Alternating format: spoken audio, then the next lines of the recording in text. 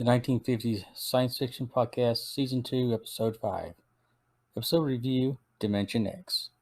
Hello and welcome back to the 1950s Science Fiction Podcast.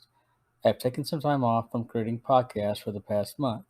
In the interim, I've worked on an article for Vocal Media, a book review of the Michael Moorcock novel, The Final Program. You can find it on my website linked on the podcast app page. Be sure to check it out.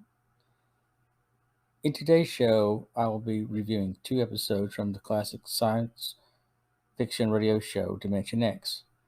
The series was the precursor to X-1. The NBC radio network broadcasted the show in the early 50s. The first episode was called Outer Limit and the first episode of the series. The second story, A Logic Named Joe, is based on a short story by Murray Leinster. Now on to the show. Adventures in time and space, told in future tense. Dimension X!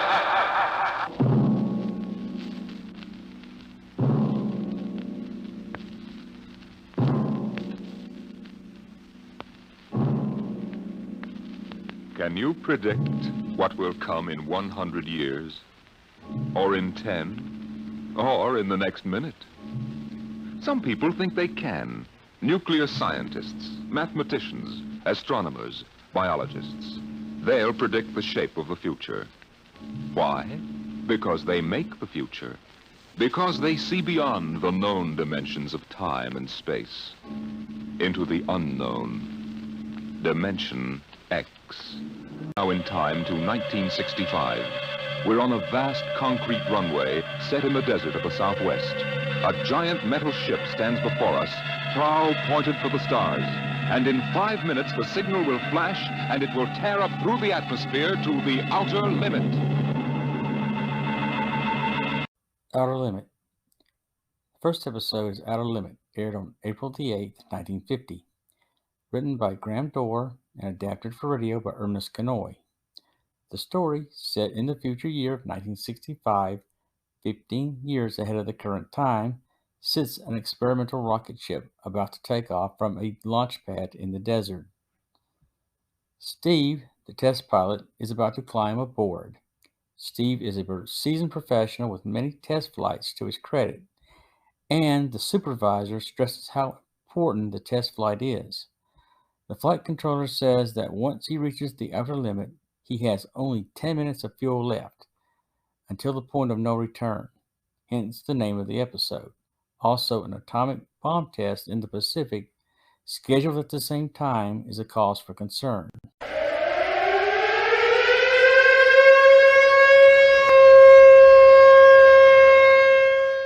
The rocket ship lifts off with only one slight delay. Flight control is told about Steve's wife's admission into the hospital due to being in labor. However, Steve doesn't know about his wife's condition, and the countdown proceeds.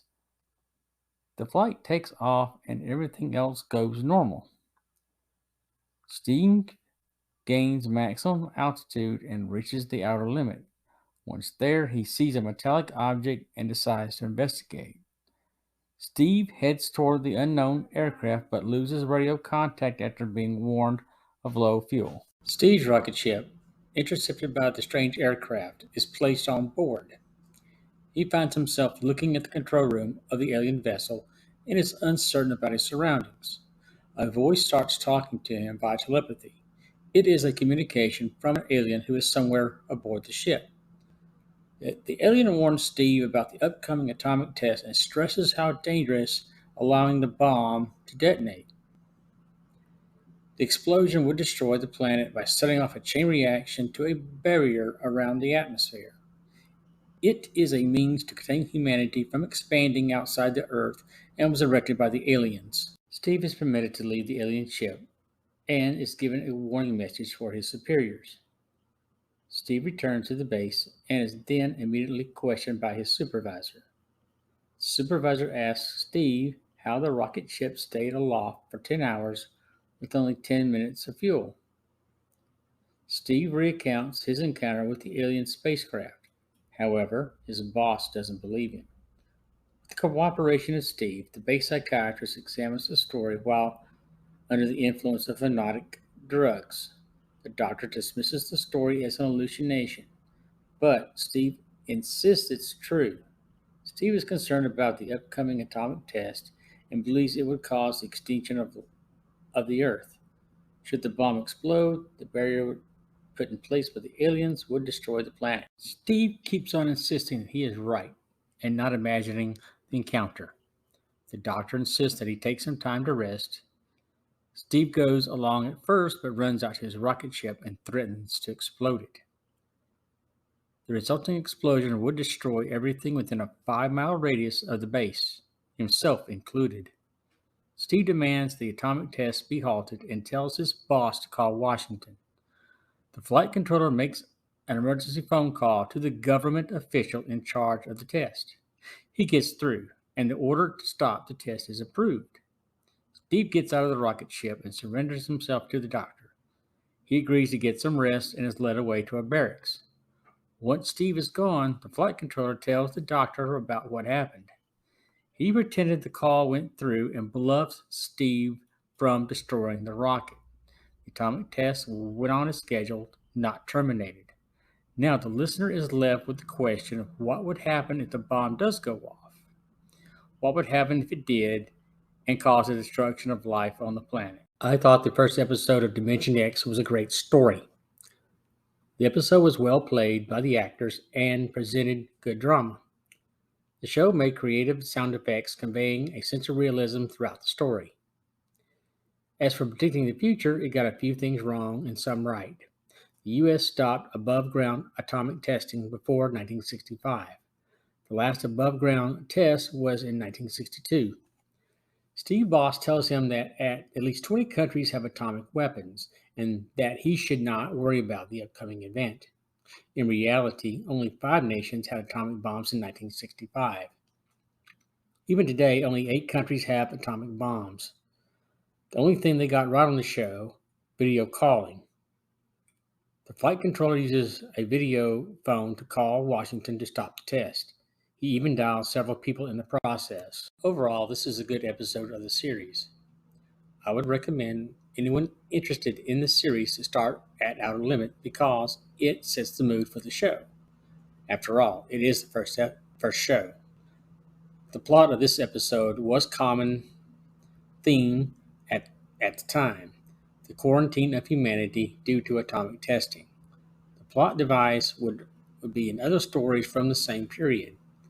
Aliens would create a barrier around the planet to protect themselves from primitive humans who were still warlike.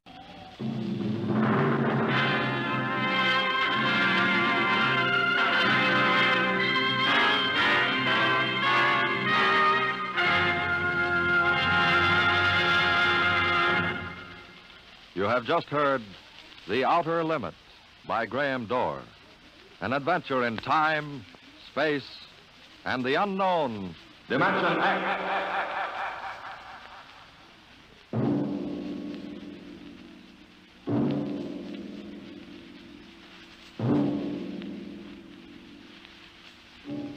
Now, about next week. Have you ever heard of the Mark III? The amazing electronic brain at Harvard that instantly solves the most complicated scientific problems. Suppose you had a mechanical brain like that in your house. A robot that was always at your service, so that you could just sit with folded hands and relax the rest of your life. That would be nice, wouldn't it? Perfect. That's what they thought when it happened in the year 2006. But they were wrong, terribly wrong. How? I'll tell you next week. Tonight's story, transcribed on Dimension X, The Outer Limit by Graham Dorr, was adapted for radio by Ernest Kenoy. Featured in the cast were Joseph Julian as Steve, Wendell Holmes as Hank, and Joe DeSantis as Major Donaldson. Your host is Norman Rose. Music was by Albert Berman. Sound designed by Sam Monroe. Edward King directed.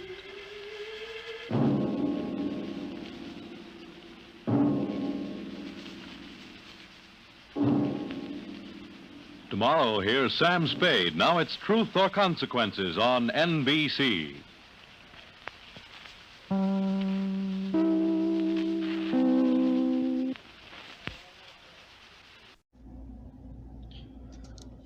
Hello, Ever German here.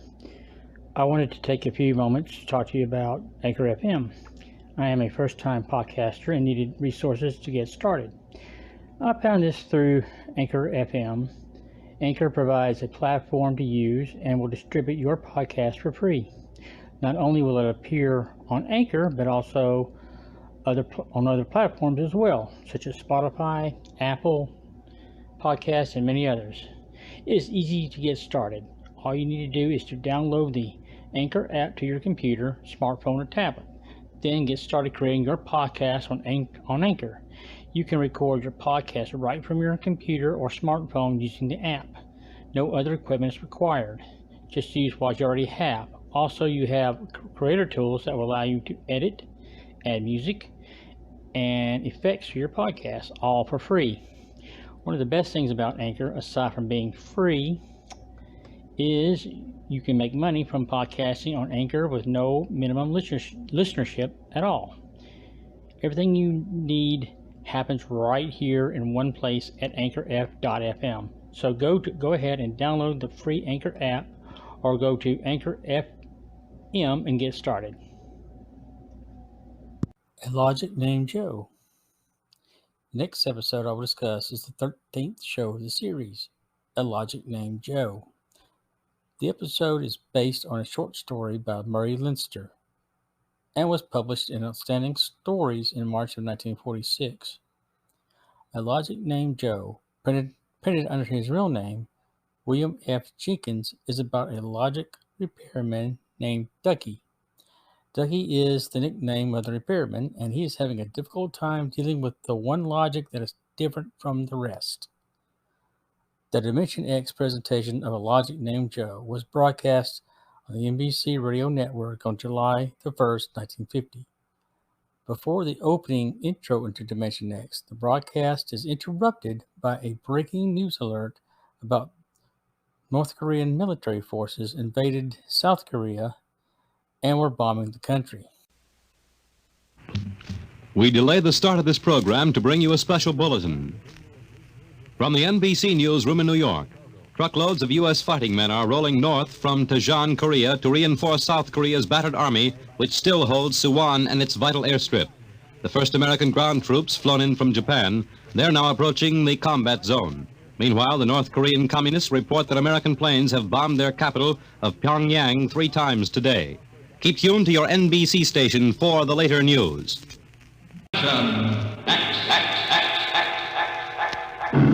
Program.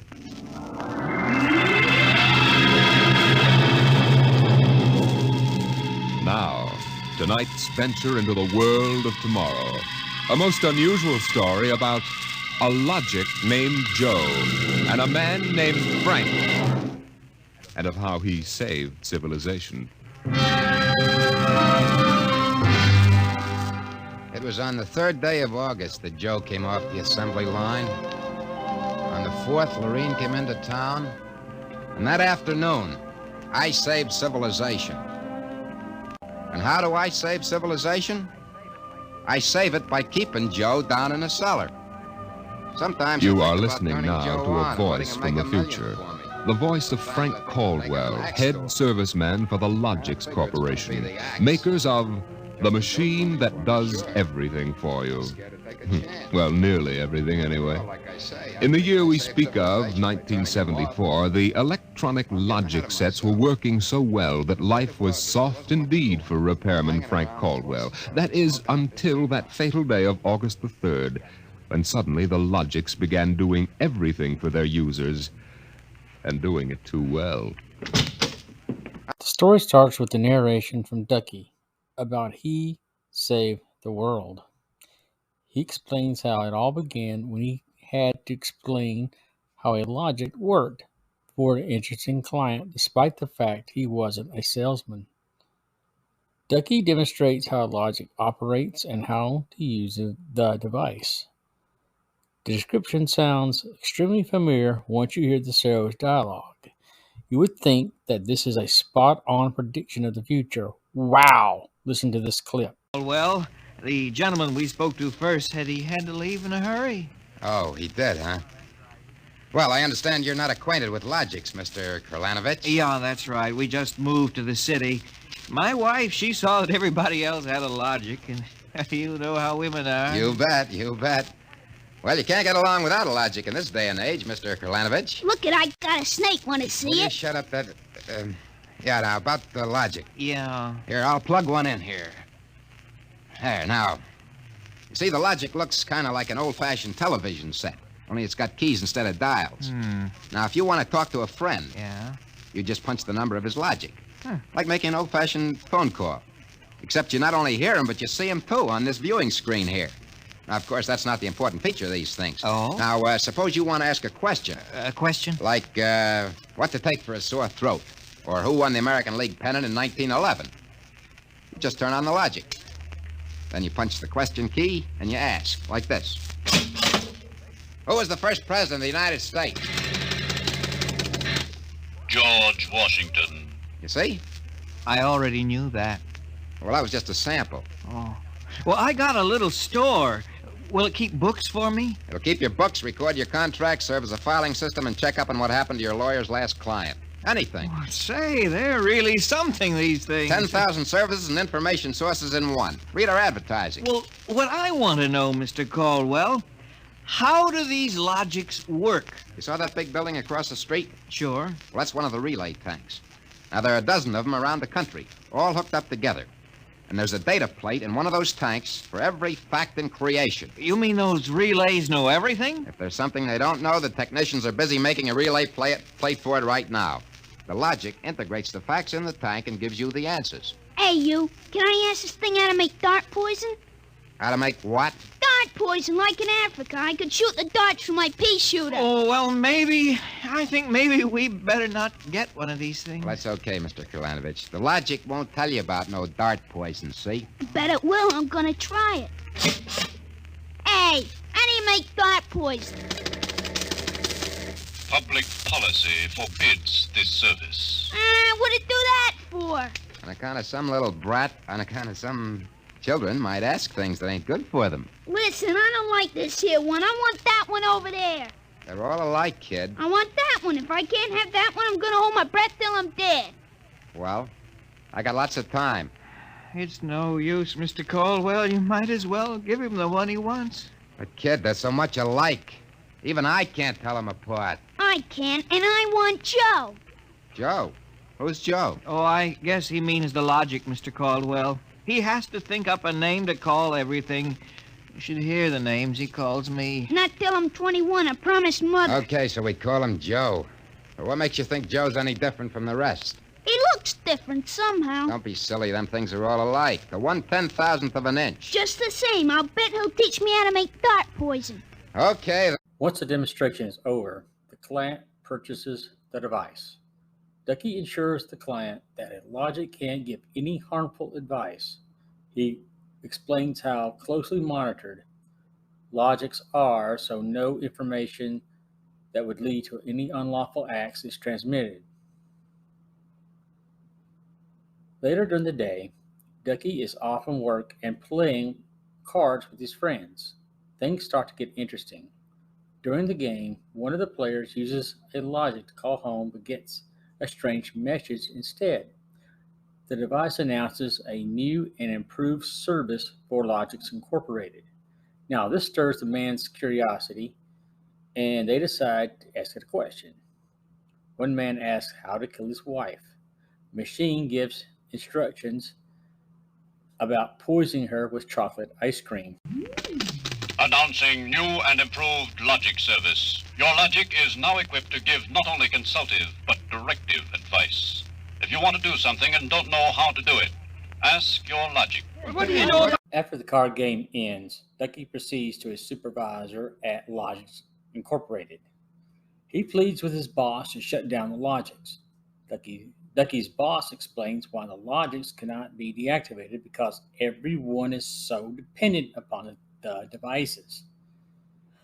Ducky's boss dismisses the inquiry at the card game as a joke. Ducky asked a logic about what could kill a supervisor. A similar set of instructions is spoken. The supervisor listens to the logic's explanation but dismisses it again. Just then, the supervisor's wife calls and says she's made his favorite dessert for dinner. The dessert has a recipe created by a logic. This frightens the supervisor. Now he thinks his wife is out to kill him. You kidding? We can't shut down the company, and you know it. Logics do all the computing, bookkeeping, filing, and recording of contracts for every business in the country. They handle all television programs, personal calls, weather forecasts, employment notices. I know that, but... Wake up. If we shut down the Logics, we go back to a civilization we've forgotten how to run. Yeah, but the point is, boss, they're now giving out information on murder. And no telling what else. Well, we'll just have to find out why and fix it. Meantime, there's nothing to worry about. Nothing to worry about? Of course not. You've asked these questions for a gag. Nobody's going to ask them seriously. What you need is a little faith in human nature. At this point, the supervisor tells Ducky to go out and try to fix the problem. When Ducky goes out in public, all kinds of chaos ensues. The logics give advice on committing a crime and how to get away with it, information on your personal life, and cause mayhem. Ducky is unsure what to do. He gets with a coworker and tries to fix the circuits, but it doesn't work. Ducky decides to go home to his family amid the crisis. While he is having a conversation with his wife, he realizes there is a solution to the logic problem. Ducky goes to the residence of the owner who bought Joe from him. He asks the owner to see the logic amid being hunted by the police. The police have orders to shut down Logics Incorporated due to the problems the company has caused. Ducky decides to ask Joe a few key questions and concludes that this unit was the only one that malfunctioned. The logic named Joe is removed just as the police arrive to arrest Ducky. This episode, Dimension X, is a classic for its style and presentation. It was performed in a tongue-in-cheek form of comedy, which was different from the episode Outer Limit, which was dramatic and edgy. The show featured an excellent cast for the presentation, and the story was well adapted for the radio dramas of the period. It's also considered a classic for the predictions of future technology depicted in the story. The rise of home computing and sending information via the internet was envisioned when computer technology was in its infancy. I first read the story back in the 80s while in high school. I did recognize that the Logic was a personal computer and they were interfacing with other computers at the time. A Logic named Joe was one of many short stories republished in a book edited by Isaac Asimov. One of the things I did find amusing in the story was the voice of the Logic itself.